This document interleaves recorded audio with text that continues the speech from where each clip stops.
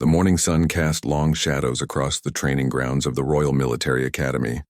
Marcus Thompson adjusted his uniform one last time before stepping through the iron gates. At 22, he had dreamed of this moment since childhood. His father had served as a palace guard for 30 years, and Marcus wanted nothing more than to follow in those footsteps. The academy buzzed with nervous energy as new recruits gathered in the courtyard. Marcus looked around at his fellow trainees. There was James Mitchell, a tall boy from Yorkshire who spoke with confidence about his family's military background. Next to him stood David Crawford, whose expensive watch and polished shoes suggested wealth. The third recruit, Anthony Bell, kept to himself, but his sharp eyes missed nothing. "Listen up, recruits," Sergeant Williams barked as he emerged from the main building. His weathered face and numerous medals spoke of decades of service. "You're here because you think you have what it takes to protect the royal family. Most of you will fail. Those who succeed will earn the highest honor in British service." Marcus felt his heart race. He had trained for 2 years to meet the physical requirements. His father had coached him on protocol and etiquette. Every muscle in his body ached from months of preparation, but he was ready. The first week proved brutal. They woke at 5 in the morning for physical training. Running, climbing, combat exercises, and weapons training filled their days. In the evenings, they studied royal protocol, security procedures, and British history. Marcus excelled in most areas, but he noticed the other 3 recruits watching him closely. "Where did you come from, Thompson?" James asked one evening as they polished their boots. "Your technique is different from what they teach here." "My father trained me," Marcus replied simply.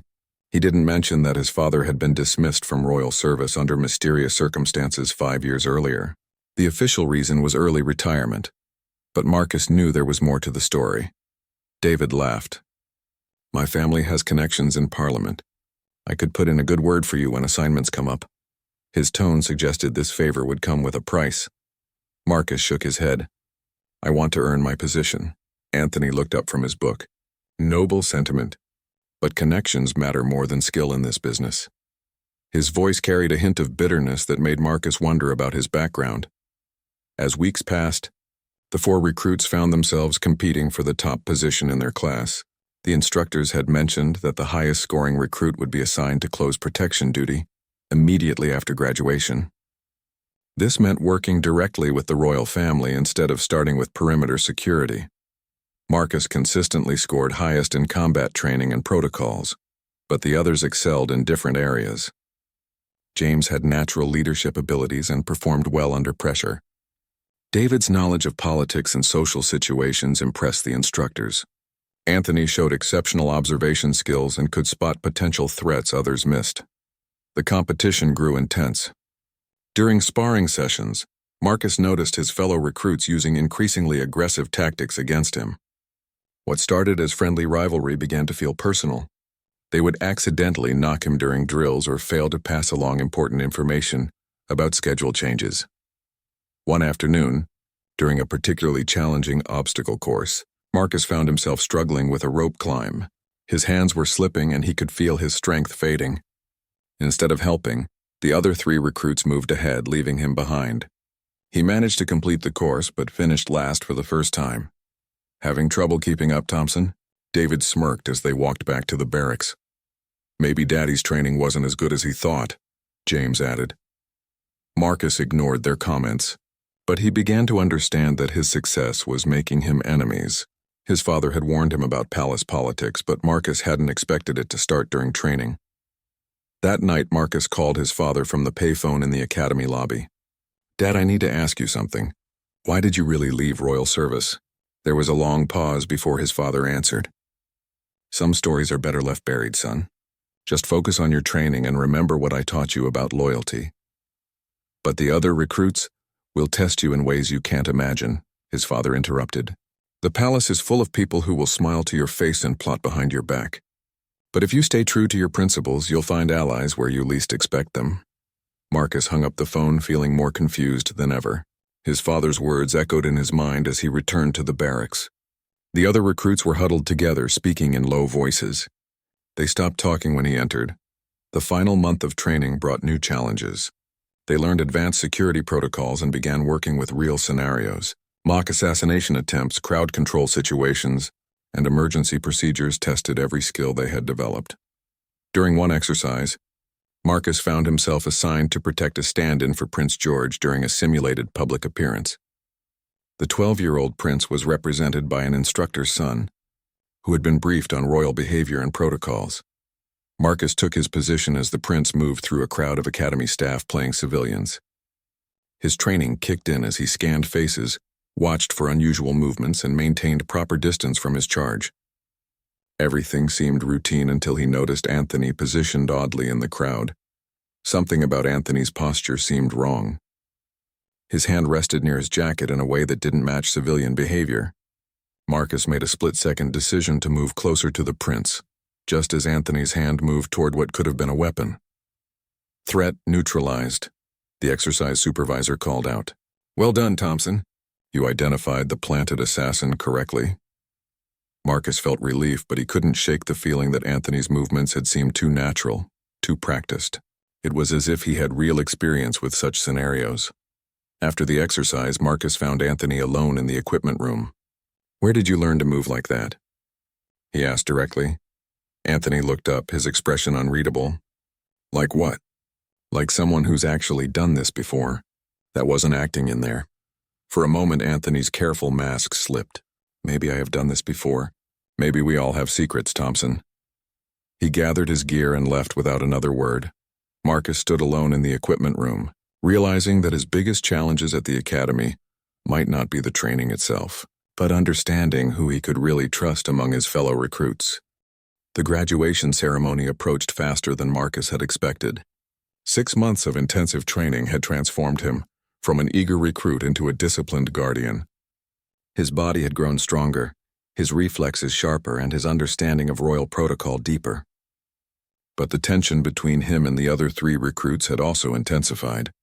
Sergeant Williams announced the final rankings during their last week of training. "Thompson, you've achieved the highest overall score in your class." Marcus felt a surge of pride, but it was quickly tempered by the cold stares from his classmates. "You'll be assigned to close protection duty immediately after graduation." James stepped forward. "Sir, I'd like to request a review of those scores.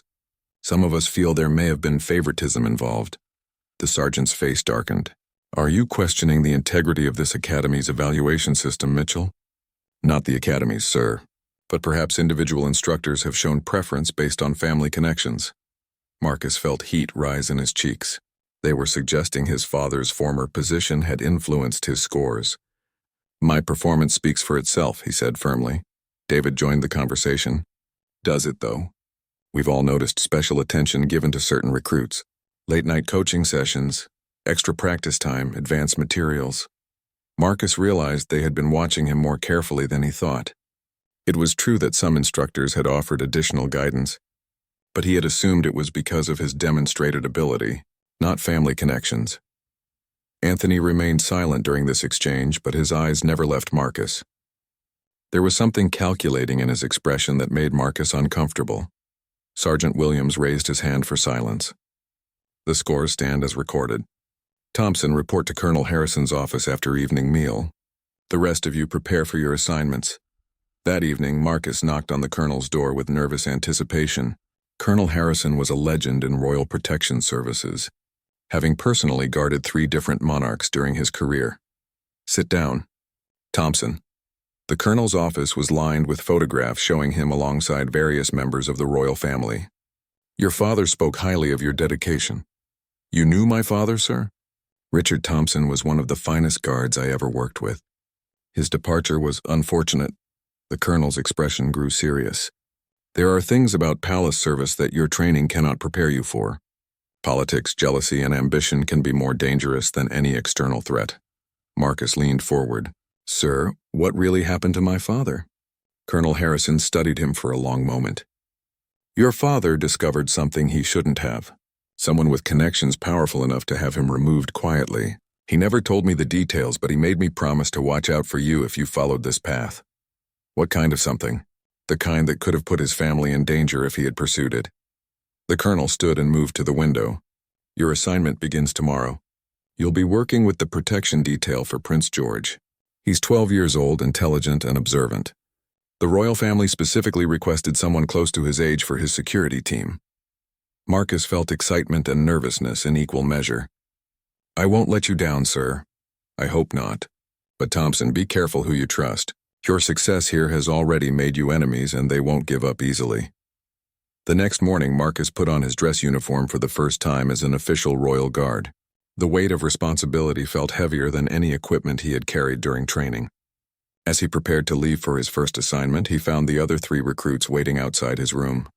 "Congratulations," James said, but his tone lacked sincerity. "Enjoy your privileged position while it lasts."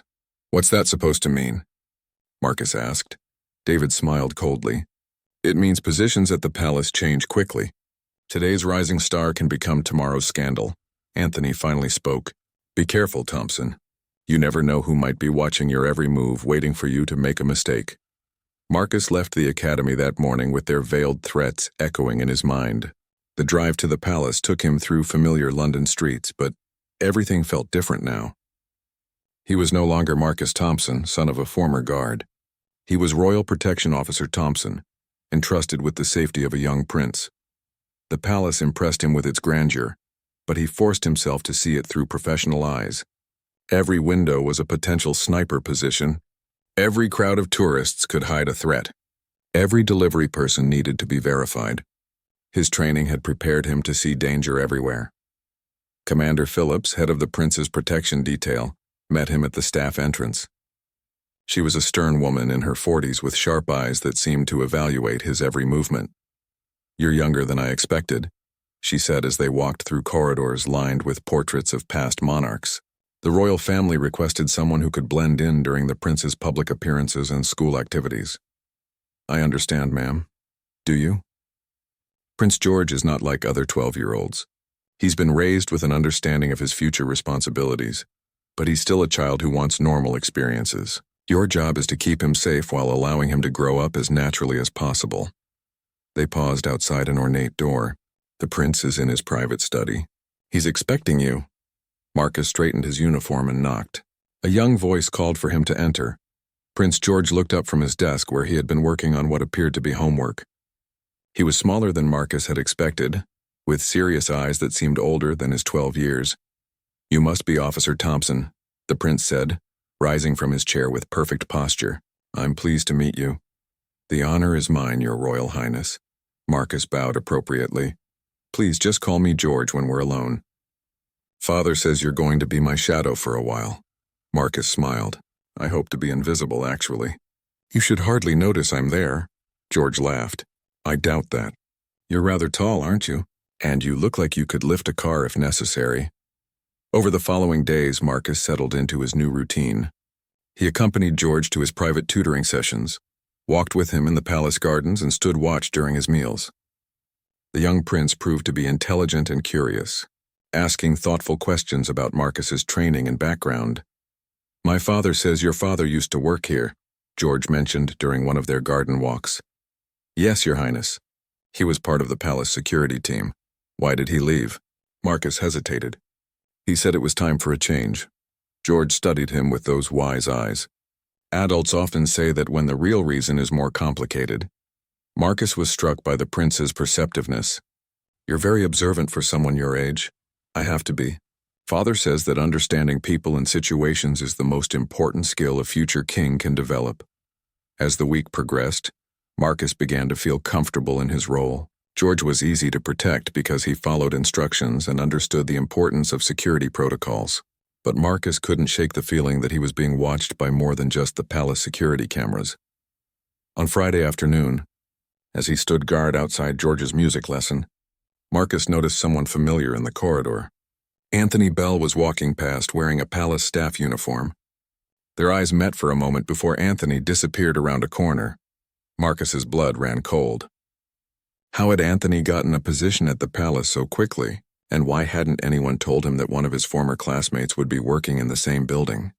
Marcus spent the weekend trying to understand Anthony's presence at the palace. During his off-duty hours, he made discreet inquiries among the staff. But no one seemed to know anything about a new security team member named Anthony Bell. This worried him more than if they had provided a simple explanation. Monday morning brought a new challenge. Prince George had a scheduled visit to a local school as part of a royal education initiative. It would be Marcus's first public assignment, and the complexity of protecting someone in an uncontrolled environment made him nervous. "Don't worry so much," George said as they prepared for the trip. "I've done hundreds of these visits. The children are usually more scared of me than I am of them." Marcus smiled at the prince's attempt to ease his tension. "I'm not worried about the children, Your Highness. It's everyone else I'm concerned about." The motorcade arrived at St. Mary's Primary School to find crowds of excited parents and children gathered behind barriers. Local police had secured the perimeter, but Marcus's trained eyes immediately began cataloging potential risks. The school building had multiple entrances. Windows overlooked the courtyard where George would walk, and the crowd was large enough to hide threats. Commander Phillips spoke into her radio. "Royal One is arriving. All units maintain positions." Marcus stayed close to George as they exited the car. The young prince waved to the crowd with practiced ease, his smile genuine despite the formal nature of the event. As they walked toward the school entrance, Marcus noticed movement in an upper window that made him tense. "Contact in building. Second floor, east wing." He spoke quietly into his microphone. "Negative." "Thompson," came the reply. "That's a teacher monitoring from the staff room. Relax." Marcus felt embarrassed by his overcautiousness, but his father had always told him that paranoia kept people alive in this job. Better to report a false alarm than miss a real threat. Inside the school, George moved from classroom to classroom, speaking with children about their studies and interests. He had a natural gift for connecting with young people, asking thoughtful questions and listening carefully to their answers. Marcus watched from strategic positions, his eyes constantly scanning for anything unusual. During the third classroom visit, Marcus noticed someone in the hallway who shouldn't have been there. James Mitchell stood near the exit, wearing what appeared to be a maintenance worker's uniform. He was too far away to hear George's conversation, but his presence sent alarm bells ringing in Marcus's mind. Marcus spoke into his radio. "I need verification on maintenance personnel in the building." "Stand by," came the response. James seemed to notice Marcus's attention and quickly disappeared into a side corridor. Marcus wanted to follow, but his primary responsibility was protecting George. "All clear on maintenance personnel." His radio crackled. "No scheduled work today." Marcus's heart rate increased. Two of his former classmates were now at locations where they had no official business being. This couldn't be coincidence. George finished his conversation with the children and they moved toward the school library for the final part of the visit. As they walked down the corridor, Marcus noticed David Crawford standing with a group of men near the library entrance. He wore an expensive suit and carried himself with the confidence of someone who belonged there. "Commander Phillips." Marcus spoke urgently into his radio. "We have multiple contacts who shouldn't be here. Request immediate security sweep." "Explain, Thompson." 3 individuals from my training class are present at this location without authorization. This could be a coordinated threat." George looked up at Marcus with concern. "Is everything all right?" Before Marcus could answer, Anthony Bell appeared from a side doorway, moving directly toward them. This time he wasn't trying to hide his presence. His hand moved toward his jacket in a motion that Marcus recognized from their training exercises. "Stop right there," Marcus commanded, stepping between Anthony and Prince George.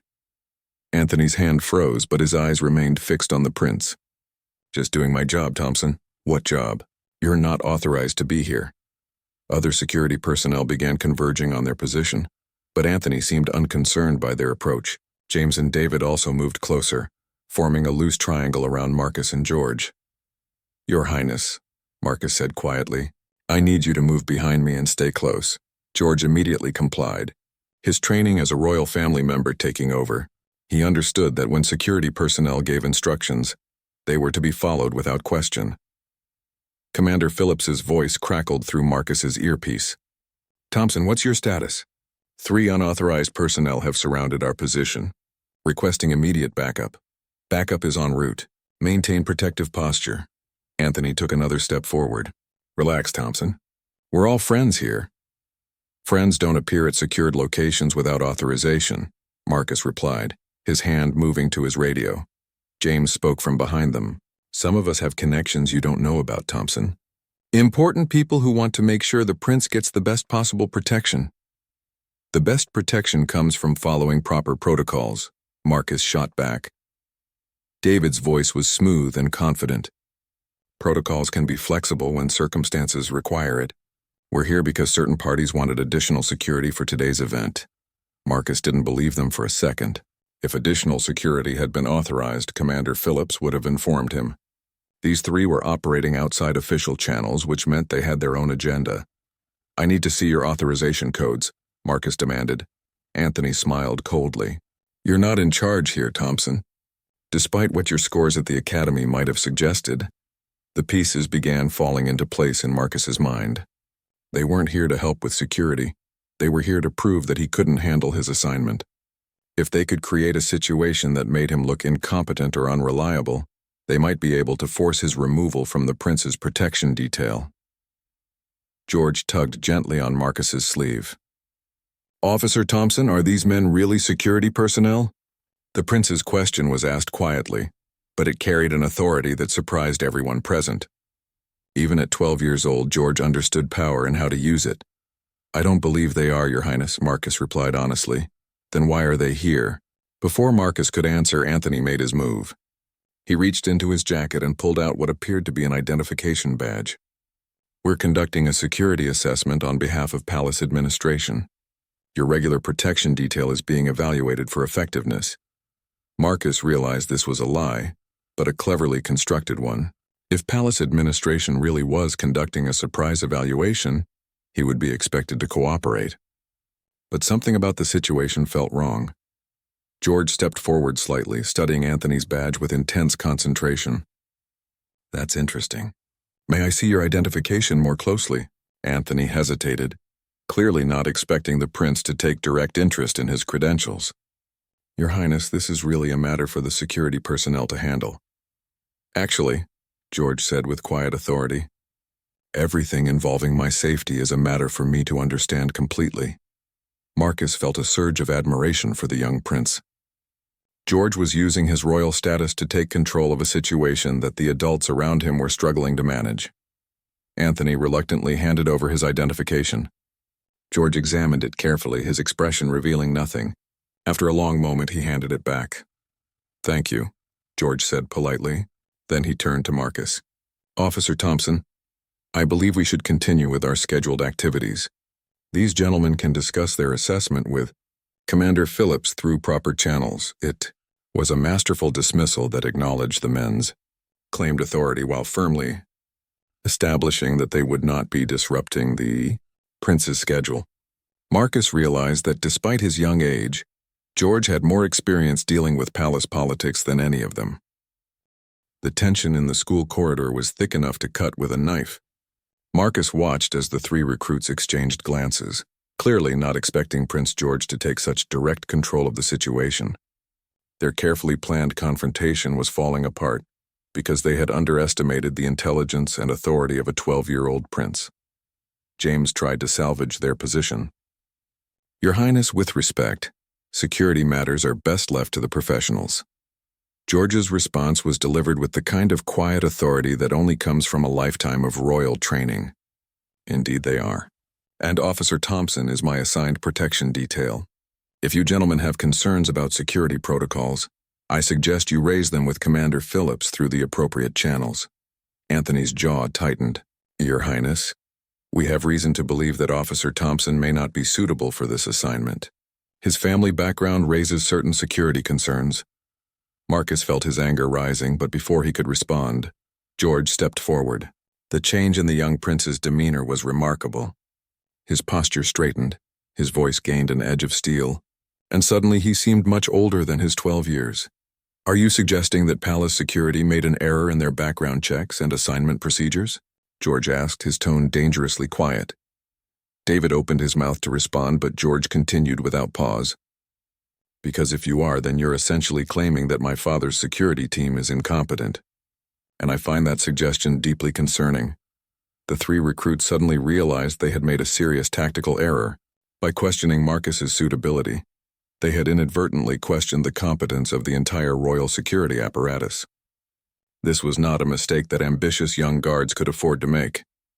Marcus's radio crackled. Thompson, this is command. We've completed verification on your contacts. None of them have authorization to be at this location. The confirmation Marcus needed came through loud enough for everyone to hear. George raised an eyebrow and looked at the three men with new interest. Well, the prince said calmly, this is quite interesting. Unauthorized personnel at a royal event, making unsubstantiated claims about security procedures. Officer Thompson, what would you recommend in this situation? Marcus straightened his shoulders. Your Highness, I recommend we continue with your scheduled activities while these individuals are escorted from the premises for questioning. An excellent suggestion. George turned to face the three recruits directly. Gentlemen, I'm afraid your presence here has become rather awkward. I trust you'll cooperate fully with the security team's requests. Commander Phillips' voice came through clearly on the radio. Backup units are in position. We're moving to secure the three unauthorized individuals. Anthony made one last desperate attempt to maintain their deception. Your Highness, there are things about Officer Thompson that you don't understand. His father was removed from palace service for reasons that were never made public. George's expression didn't change, but something dangerous flickered in his eyes. Are you suggesting that I should make personnel decisions based on unsubstantiated rumors and gossip? How very disappointing. Marcus realized that George wasn't just defending him. The prince was genuinely offended by their approach. They had tried to manipulate a member of the royal family with half-truths and insinuations, and George saw this as a personal insult to his intelligence and judgment. Officer Thompson, George said without taking his eyes off Anthony, please explain to these gentlemen why my father specifically requested that you be assigned to my protection detail. Marcus blinked in surprise. Your Highness? Go ahead. They seem to think our security decisions are made carelessly. Marcus looked at the three recruits who were now clearly off balance. His Royal Highness's father reviewed the files of all top academy graduates. He specifically requested someone young enough to blend in during school events and public appearances, but experienced enough to handle complex security situations. George nodded. Exactly. And do you know what else influenced his decision, Officer Thompson? No, Your Highness, your father's reputation. Richard Thompson is remembered as one of the most dedicated and trustworthy guards ever to serve this family. My father said that if Richard Thompson's son had even half his father's integrity and skill, he would be an excellent choice for my protection. The revelation hit Marcus like a physical blow. His father's departure from palace service hadn't damaged his reputation, it had enhanced it. Whatever situation had forced Richard Thompson to leave, he had handled it in a way that earned the royal family's lasting respect. Anthony's face had gone pale. Their entire strategy had been based on the assumption that Marcus's father had left under a cloud of suspicion. Learning that the opposite was true destroyed the foundation of their attack. James made one final attempt. Your Highness, we only wanted to ensure your safety. If there were concerns about security, then you should have gone through proper channels, George interrupted firmly. What you've done instead is create a security risk by operating without authorization at a royal event. That's precisely the kind of behavior that genuine security professionals work to prevent. The sound of approaching footsteps announced the arrival of additional security personnel. Commander Phillips appeared with 4 guards, all of them looking grim. Your Highness, are you all right? Commander Phillips asked. Perfectly fine, thank you. Officer Thompson has handled this situation admirably. These 3 individuals seem to have gotten confused about proper security protocols. Commander Phillips looked at the 3 recruits with the kind of expression that suggested their careers in royal protection were about to end before they truly began. Gentlemen, you'll need to come with us for questioning. As the security team moved to escort them away, Anthony made one last desperate play. This isn't over, Thompson. You have no idea what you're really involved in. George stepped forward before Marcus could respond. Actually, I believe it is over, and I suspect that Officer Thompson is involved in exactly what he signed up for, protecting me to the best of his considerable abilities. The authority in the young prince's voice was absolute. Anthony, James, and David had no choice but to allow themselves to be escorted away by the security team. When they were gone, George turned to Marcus with a slight smile. Well, that was more excitement than I usually get during school visits. Marcus shook his head in amazement. Your Highness, how did you know they were lying? The identification badge, George replied. Palace security badges have a specific holographic seal that changes color when tilted. His badge didn't have it. Plus, their story didn't make sense. If Palace administration wanted to conduct a surprise evaluation, they would have informed me in advance. The royal family is never kept in the dark about security changes. Marcus realized he had just witnessed a masterclass in observation and political maneuvering from someone young enough to be his little brother. Prince George hadn't just handled the situation well. He had completely outmaneuvered 3 trained security personnel. "Your Highness," Marcus said with genuine admiration, "you're going to make an excellent king someday." George's smile was both pleased and slightly embarrassed. "Thank you, Officer Thompson. But right now I'd settle for making it through the rest of this school visit without any more drama." As they walked toward the library to complete the prince's scheduled activities, Marcus felt a new level of confidence in his assignment. He wasn't just protecting a child, he was protecting someone who already showed remarkable wisdom and strength of character. But Anthony's final words echoed in his mind. What had he meant about Marcus not knowing what he was really involved in, and what connection, if any, did this incident have to his father's mysterious departure from palace service 5 years earlier? Marcus pushed these questions aside for now. His immediate job was to keep Prince George safe, and after what he had just witnessed, he was more determined than ever to succeed at that task. The next few weeks passed quietly at the palace. The 3 recruits had been detained for questioning and subsequently dismissed from all royal protection services. Their unauthorized presence at the school visit had been classified as a security breach, effectively ending their careers in government service before they had truly begun. Marcus found himself settling into a comfortable routine with Prince George. The young royal had a sharp mind and an engaging personality that made their daily interactions pleasant rather than merely professional. George seemed genuinely interested in Marcus's background and training, often asking thoughtful questions about security procedures and protocols. "Officer Thompson," George said one afternoon as they walked through the palace gardens, "may I ask you something personal?" "Of course, Your Highness. Do you ever wonder why those 3 men really came to the school that day? Their story about conducting an evaluation never made sense." Marcus had been wondering the same thing. "I think they were trying to create a situation that would make me look incompetent. If they could get me removed from your protection detail, one of them might have been assigned to replace me." George nodded thoughtfully. "That's possible. But I got the impression there was something more to it. The way that man Anthony looked at me wasn't just ambitious, it was calculating. Almost like he was studying me for some specific purpose." Marcus felt a chill at the prince's observation. George's instincts were proving to be remarkably sharp, and his comment raised uncomfortable questions about Anthony's true motivations. That evening, Marcus decided to call his father. He used the secure phone in his quarters, knowing that all palace communications were monitored but trusting that personal calls to family members were considered acceptable. "Dad, I need to ask you about something that happened at the academy." His father's voice was cautious. "What kind of something?" Marcus described the incident at the school, including Anthony's final warning about not knowing what he was really involved in. "Dad, what did you discover 5 years ago that made you leave palace service?" There was a long silence before his father responded. "Son, some stones are better left unturned. You're doing good work protecting the prince. Focus on that and don't go looking for trouble. But if there's something I should know, there's nothing you need to know that isn't already in your training materials. Trust your instincts, do your job, and remember that the palace has been keeping secrets for centuries. Not all of them are sinister." Marcus hung up feeling more frustrated than enlightened. His father's refusal to discuss the past only made him more curious about what had really happened. The next morning brought news that changed everything. Commander Phillips called Marcus to her office with an expression more serious than usual.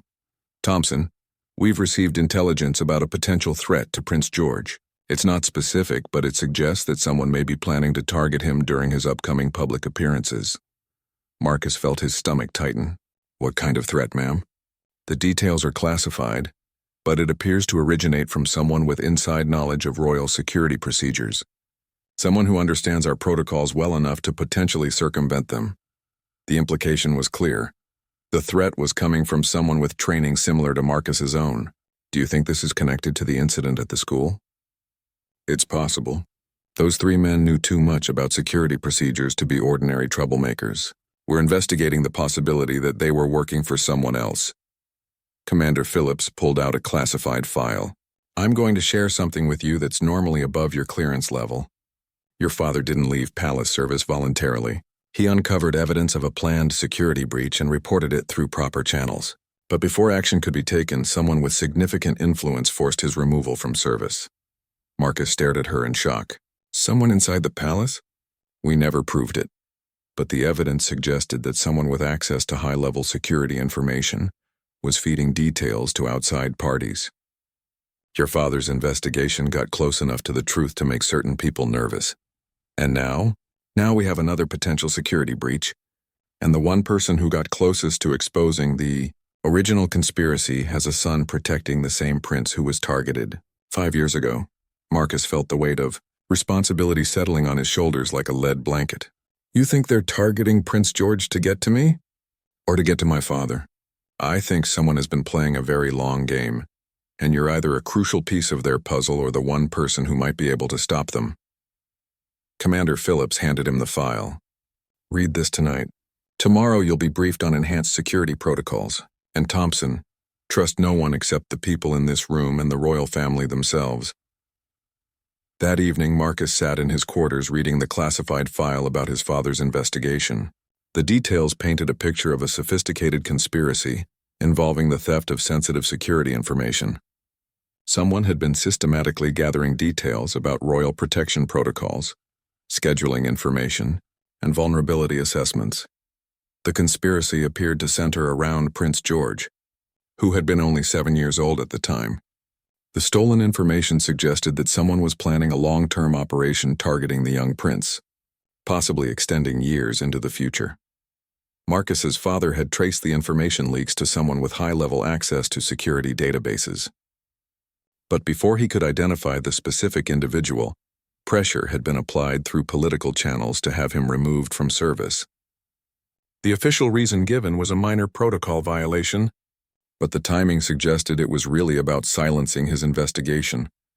Reading between the lines, Marcus began to understand why his father had been so reluctant to discuss the past. Richard Thompson had discovered evidence of treason at the highest levels of government, but had been powerless to act on it. A soft knock at his door interrupted his reading. Marcus quickly secured the classified file before opening the door to find Prince George standing in the corridor. Your Highness, you shouldn't be here without escort. George stepped into the room and closed the door behind him. Officer Thompson, I need to tell you something important. I've been doing some research of my own about what happened at the school. Marcus was startled by the prince's initiative. Your Highness, you shouldn't be investigating security matters on your own. Perhaps not. But I have access to information that you don't.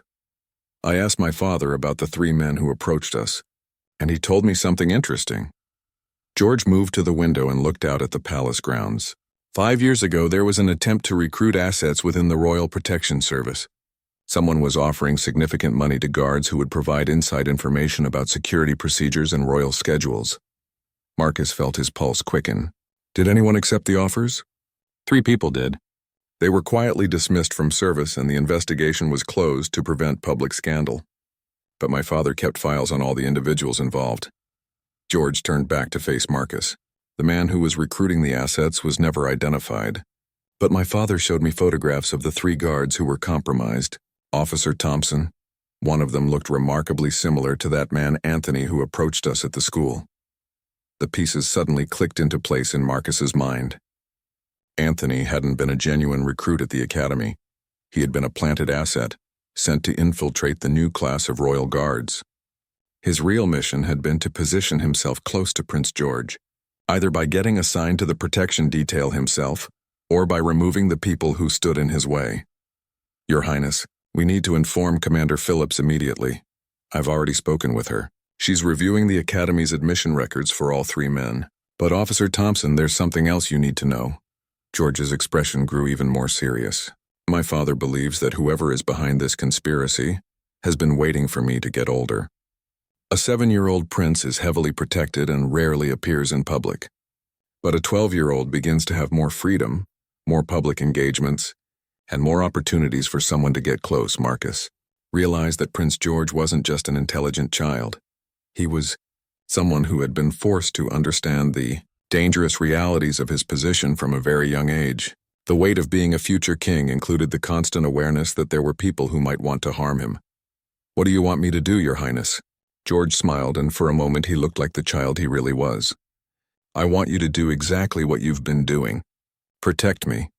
Trust your instincts and remember that my safety depends on people like you and your father who put duty above personal advancement. As Prince George left his quarters, Marcus reflected on the strange turn his life had taken. He had joined the Royal Protection Service hoping to follow in his father's footsteps. Instead, he found himself continuing his father's unfinished mission to protect the royal family from threats that came from within, as well as without. The investigation into the 3 recruits revealed disturbing information. Academy records showed that their applications had been supported by letters of recommendation from high-ranking officials, but when contacted, those officials claimed no knowledge of writing such letters. Someone with significant influence had manufactured credentials to get the 3 men into the Royal Protection Training program. Marcus found himself at the center of a security review that examined every aspect of his own background. Commander Phillips assured him it was routine, but he could see the stress in her eyes. The palace was dealing with a security breach that could have compromised the safety of the entire royal family. Thompson, she said during one of their daily briefings, we've identified at least 12 individuals over the past 5 years who had questionable access to royal security information. Your father's investigation was more thorough than we initially realized. Marcus studied the files she had spread across her desk. How many of them are still in positions where they could cause damage? That's what we're trying to determine. But Thompson, there's something else. We believe the person coordinating this operation has been planning something specific for Prince George's 13th birthday celebration next month. The prince's birthday was always a major public event, with ceremonies at multiple locations throughout London. Thousands of people would line the streets and security would be stretched to cover all possible threats. What kind of specific something? Marcus asked. We don't know yet, but intelligence suggests that someone has been gathering detailed information about the birthday celebration plans. Route maps, timing schedules, security personnel assignments, all the information needed to plan an operation against the prince. Marcus felt a chill run down his spine. Do we know if Anthony and the others were working alone? No. In fact, we're certain they weren't. The level of coordination required to get them into the academy and position them for this operation suggests a much larger conspiracy. That afternoon, Prince George approached Marcus with a request that surprised him. Officer Thompson, I'd like to visit my grandmother this evening. She's asked to see me privately. Marcus knew that grandmother referred to the Queen Mother, who lived in a private residence within the palace complex. Of course, Your Highness. I'll arrange escort protocols. Actually, she specifically requested that only you accompany me. She said she has something important to discuss with both of us. The Queen Mother's private sitting room was elegant but comfortable, filled with photographs spanning decades of royal history. She was a small, dignified woman in her 80s, but her eyes were sharp and alert as she greeted them. George, dear, please sit down. And Officer Thompson, thank you for joining us. Marcus remained standing until she gestured for him to take a seat. Your Majesty.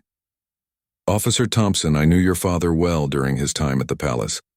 Richard Thompson was one of the most dedicated and honest men I've ever met.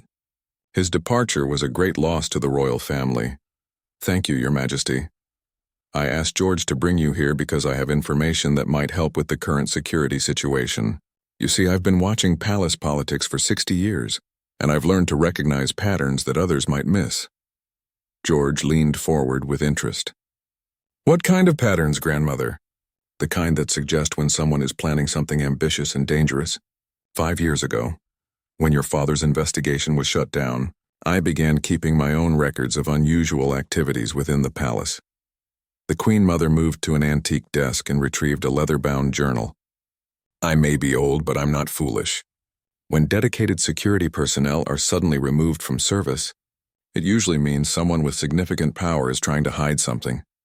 She opened the journal to reveal pages of careful handwriting, documenting dates, names, and observations spanning 5 years. I've been tracking personnel changes, security modifications, and policy adjustments that seemed unusual or poorly explained. Marcus stared at the journal in amazement. Your Majesty, you've been conducting your own investigation? Indeed, I have.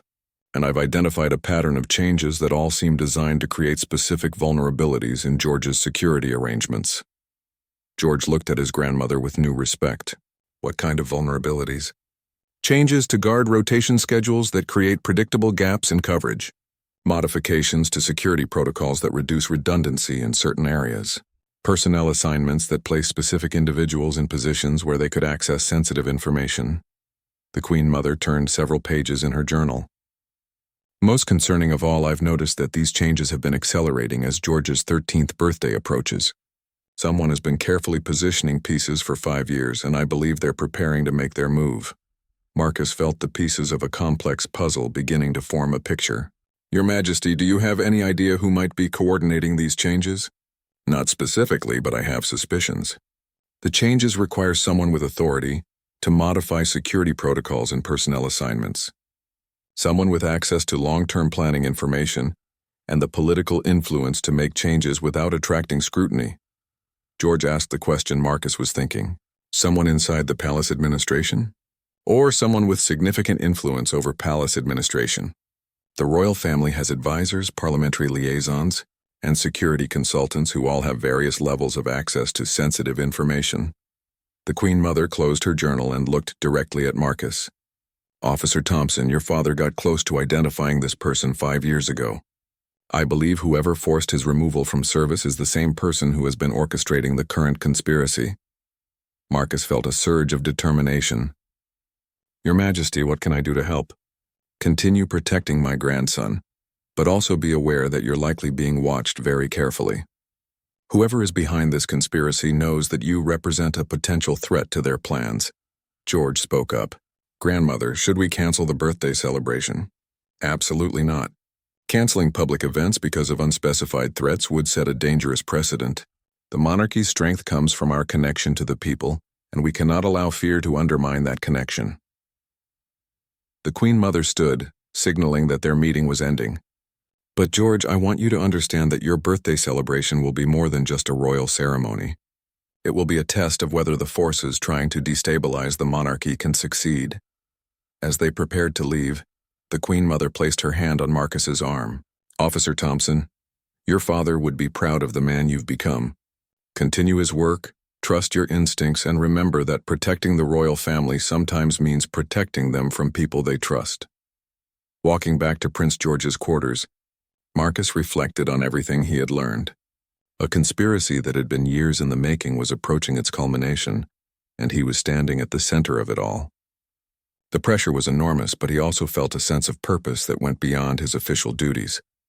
Officer Thompson, George said as they reached his door, I want you to know that I have complete confidence in your abilities.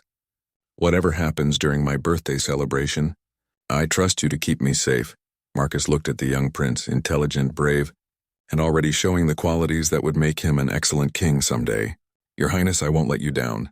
I know you won't. And Officer Thompson, I think my father made the right choice when he specifically requested you for my protection detail. You're exactly the kind of guard this family needs. As Marcus stood watch outside the prince's quarters that night, he thought about the enormous responsibility resting on his shoulders. In less than 3 weeks, Prince George would turn 13, and somewhere in the shadows people were preparing to make their move against the royal family. But Marcus was ready for them. He had his father's integrity, his own training, and the trust of the people he was sworn to protect. Whatever conspiracy had been brewing for 5 years was about to meet its match in a young guard determined to finish what his father had started. The morning of Prince George's 13th birthday dawned crisp and clear. Marcus had barely slept, running through security protocols and contingency plans in his mind. Intelligence reports suggested heightened chatter among various threat groups, but nothing specific enough to justify canceling the public celebrations. Commander Phillips had tripled the security detail for the day's events. The celebration would begin with a ceremony at Westminster Abbey, followed by a procession through central London, and conclude with a reception at Buckingham Palace. Each location presented unique challenges, and Marcus felt the weight of responsibility heavier than ever. Officer Thompson, Prince George said as they prepared for the first event. You look more nervous than I feel. Marcus managed to smile. It's my job to worry so that you don't have to, Your Highness. Well, you're doing excellent work then. But remember what my grandmother told us. We cannot let fear control our actions. The ceremony at Westminster Abbey proceeded without incident. Marcus positioned himself where he could observe both the prince and the congregation, his eyes constantly scanning for anything unusual. The ancient building was filled with dignitaries, family friends, and carefully vetted guests, but Marcus knew that determined adversaries could find ways to circumvent even the most thorough security checks. As they prepared to leave for the procession, Marcus's radio crackled with an update from command. All units, we have reports of suspicious activity along the parade route. Maintain heightened awareness. The procession through London streets was always the most vulnerable part of any royal celebration. Despite barriers and security cordons, the sheer number of spectators made it impossible to control every variable. Marcus rode in the security vehicle directly behind the prince's car, his eyes constantly moving between the crowds and potential sniper positions. Halfway through the route, Marcus spotted something that made his blood run cold. Standing in the crowd near Parliament Square was Anthony Bell. He was wearing civilian clothes and appeared to be alone, but his presence at the exact location where security was most complex couldn't be coincidence. Command, I have a visual on previous contact Alpha. Parliament Square, east side of barriers. Copy that, Thompson. Units are moving to investigate. Marcus watched through his window as security personnel began moving through the crowd toward Anthony's position, but Anthony seemed to sense their approach and melted back into the crowd before they could reach him. Contact Alpha has disappeared into crowd. Recommend increased vigilance. Prince George's car continued along the predetermined route, but Marcus could feel tension building among the security team. Anthony's appearance was either a distraction meant to draw attention away from the real threat, or a signal that the long-planned operation was beginning. As they approached Buckingham Palace for the final event, Marcus's radio erupted with urgent communications. Multiple contacts approaching from service entrances. This is not a drill. Marcus immediately spoke into his microphone. Royal One, we have a potential threat situation. Recommend immediate secure location protocol. But before anyone could respond, Prince George's voice came through the communication system. Officer Thompson, I can see armed individuals approaching the palace. What are your instructions? Marcus felt time slow down as his training took over. Your Highness, remain in the vehicle. Do not exit under any circumstances until I give the all clear. Through his window, Marcus could see men in security uniforms approaching from multiple directions. But something about their movements seemed wrong. Too coordinated, too purposeful. These weren't palace security personnel responding to a threat. They were the threat. Command, I believe we have hostile contacts wearing security uniforms. Recommend immediate authentication of all personnel in the area. Copy that, Thompson. All units, authentication protocol is now in effect. Marcus watched as the approaching figures suddenly broke into a run toward Prince George's car. He made a split-second decision that would define the rest of his career. Driver, do not stop. Continue to secure area immediately. But the driver was already slowing down, apparently following instructions from someone else on the radio. Marcus realized with horror that the communication system had been compromised. Your Highness, I need you to unlock your door and be ready to move on my signal. Prince George's voice was steady despite the circumstances. Ready, Officer Thompson. Marcus threw open his door and sprinted toward the prince's car as the armed figures closed in. He reached the vehicle just as the first attacker arrived at the opposite door. Stop right there, Marcus shouted, drawing his weapon. The man in the security uniform turned toward Marcus and he found himself face to face with James Mitchell. Thompson, you should have stayed out of this. Your Highness, exit the vehicle on my side now. Prince George quickly complied, staying low as Marcus had trained him. Marcus positioned himself between the prince and the approaching attackers, his weapon trained on James. Command, this is Officer Thompson. I have Royal One in secure position, but we are surrounded by hostile contacts. Request immediate backup. But instead of backup, Marcus heard a voice on the radio that chilled him to the bone. Thompson, this is Commander Phillips. Stand down and allow the security team to secure the prince. Marcus realized that the conspiracy reached higher than anyone had suspected. Commander Phillips, the person he had trusted with his life and the prince's safety, was part of the plot, Your Highness, Marcus said quietly. We're going to have to trust each other completely for the next few minutes. Prince George looked up at him with complete faith. I trust you, Officer Thompson. Marcus spotted David Crawford approaching from the left, completing the triangle formation that the three recruits had attempted at the school. But this time, they weren't trying to embarrass him. They were trying to capture Prince George. "Thompson," Anthony's voice called out from behind one of the cars. "You're outnumbered and outgunned. Just hand over the prince and no one gets hurt." Marcus knew they were lying. Whatever they had planned for Prince George, it wasn't going to end with everyone walking away safely. "Your Highness," Marcus whispered, "when I say run, I want you to go directly toward the palace main entrance. Don't stop for anything." But before Marcus could give the signal, Prince George did something that surprised everyone present. He stood up straight, facing the three armed men with the kind of authority that comes from 13 years of royal training. "Gentlemen," Prince George said, in a voice that carried across the courtyard, "you seem to be confused about something very important." James raised his weapon. "Your Highness, please don't make this more difficult than necessary." "Actually," Prince George continued, his voice growing stronger, "I think you're the ones making this difficult. You see, you've made a critical error in your planning." Anthony moved closer. "What error?" Prince George smiled with the confidence of someone who held all the cards. "You assumed that Officer Thompson was my only protection. But you forgot that this is Buckingham Palace, and every person who works here takes their oath of loyalty very seriously." As if summoned by the prince's words, figures in authentic palace security uniforms emerged from concealed positions throughout the courtyard. Real royal guards, armed and ready, surrounded the three conspirators. Marcus realized that Prince George had been in communication with palace security through methods that bypassed the compromised radio system. The 13-year-old prince had orchestrated a counter-operation that caught the conspirators completely off guard.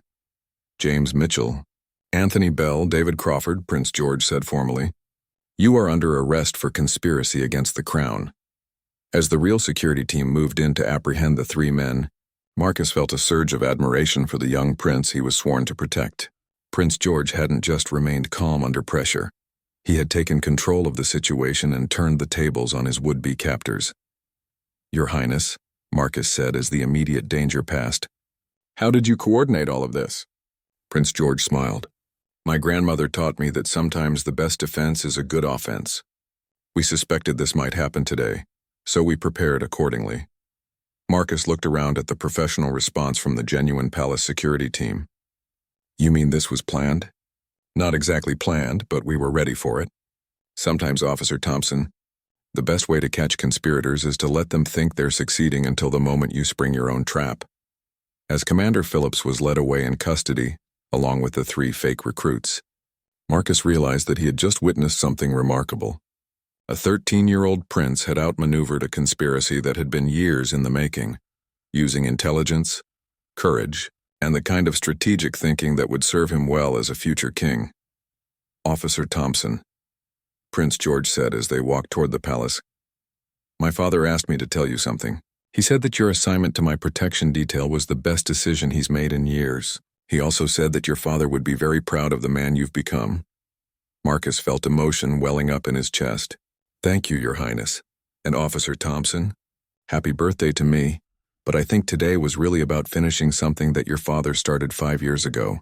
The royal family owes the Thompson family a great debt." As they entered Buckingham Palace, Marcus reflected on the strange journey that had brought him to this moment. He had started as an eager recruit hoping to follow in his father's footsteps.